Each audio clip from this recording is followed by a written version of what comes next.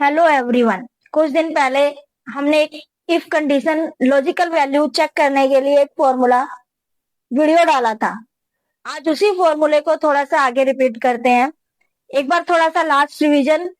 अभी हमने दो लॉजिकल वैल्यू ट्रू और फॉल्स के ऊपर ली, फेल एंड पास। उसके लिए जैसा आपको स्क्रीन पे फॉर्मूला दिखाया जा रहा है, हमने क्या चूज किया, इफ जो हमारी लॉजिकल वैल्यू थी टेस्ट करनी थी उस सेल को सिलेक्ट किया। आपकी ग्रेटर देन इक्वल हमने 40 चूज की। आप इसकी जगह पे कोई भी अपना टेस्ट वैल्यू रख सकते हैं। ट्रू वैल्यू हमारी पास एंड फॉल्स वैल्यू हमारी फेल। देन एंटर किया तो हमारा ये फॉर्मूला जब हमने ड्रैग किया तो जो हमने लॉजिकल वैल्यू टेस्ट दी थी उसके अकॉर्डिंग हमारा रिजल्ट अपीयर हुआ। उसी के बाद हमने इसको नेस्टेड इफ में लिया। नेस्टेड इफ के लिए हमने इसके अंदर इफ कंडीशंस को रिपीट करना होता है। जैसे हमने डिवीजन निकाली, 80 पे फर्स्ट आए, 60 पे सेकंड, फिर थर्ड, उसके बाद फेल। तो लास्ट वैल्यू जो आपकी फॉल्स वैल्यू आती है उसके लिए हमें इफ की जरूरत नहीं होती।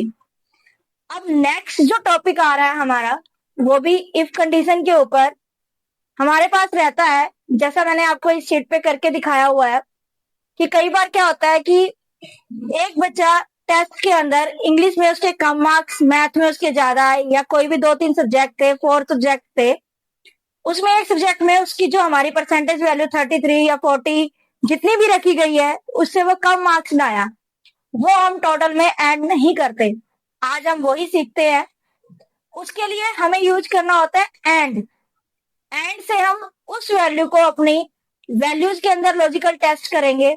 जैसे आपको दिख रहा है, हमने लगाया पहले इफ के अंदर हमने ब्रैकेट्स के अंदर फॉर्मूले को जो यूज करेंगे, इट्स मीन आपकी वो कंडीशन उस वैल्यू के अंदर फॉर्मूले के अंदर यूज हो रही है।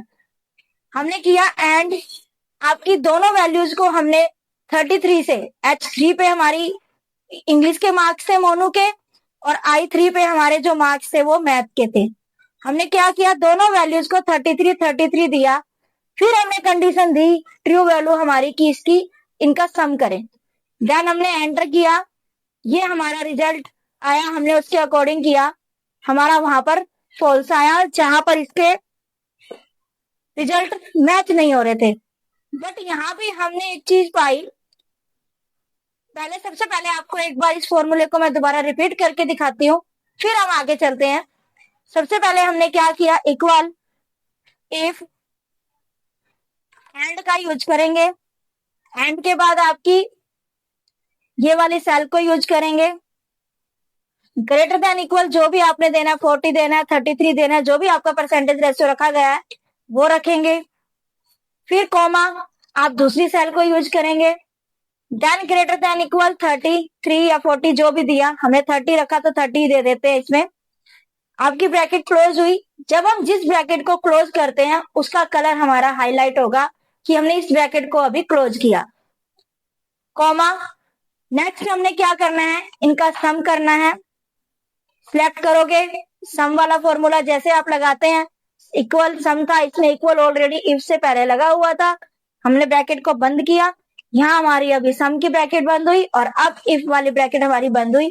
क्लोज करने के बाद देन एंटर। अब आपका ये रिजल्ट आया हमारा जो अभी हमने पहले आपको एक बार दिखाया था। बट हमने ये चीज देखी कि एक सब्जेक्ट में इसके 80 थे और एक सब्जेक्ट में इसके 20 थे।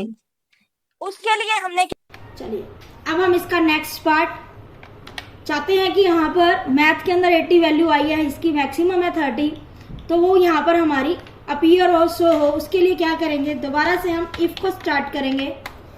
इफ के बाद आपने जो भी आपकी वैल्यूज हैं, ये वाली वैल्यू अगर आपकी ग्रेटर देन इक्वल 33 है तो आपकी कौन सी सेल आए, दिस कॉमा दिस।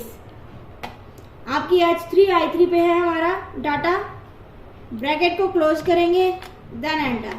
अब देखिए आपका यहाँ पे दूसरा लॉजिक भी स्टार्ट हो चुका है। 80 आया फॉल्स की जगह पे पहले वाली।